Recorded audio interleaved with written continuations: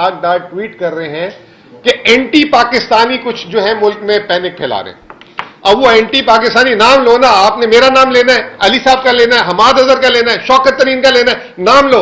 अगर हमने 150 रुपए का पेट्रोल रखा हुआ था, हम एंटी पाकिस्तानी थे। 178 रुपए का डॉलर था, हम एंटी पाकिस्तानी थे। और आप 285 रुपए में बहुत बड़े पाकिस्तानी बन गए। इस वक्त डिमांड करते हैं कमीशन बनाए, पिछले 1.5 साल का कमीशन बनाए। ये कहते हैं कि ये IMF प्रोग्राम पीटीआई का था।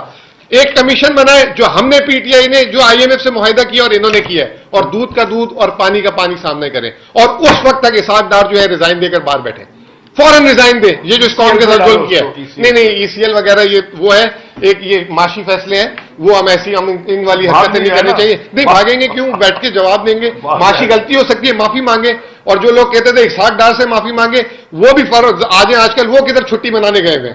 अभी जो है स्टेट बैंक सुबह 11:30 बजे से शरह सूद के लिए बैठा हुआ था और उसके डिस्कशन कर रहा था। हालांकि IMF से डायरेक्शन आ गई थी 11:31 पे जो है वो फैसला दे सकते थे, लेकिन उन्होंने कोई 4-1 घंटे का इंतजार किया और उसके बाद शरह सूद को 3% से बढ़ाकर 20% कर दिया है। ये आप लोगों के लिए एक और खबर है। और ये जो है जिस दिन हमारा वोट ऑफ नो कॉन्फिडेंस था आया था, उस दिन शरह सूद 9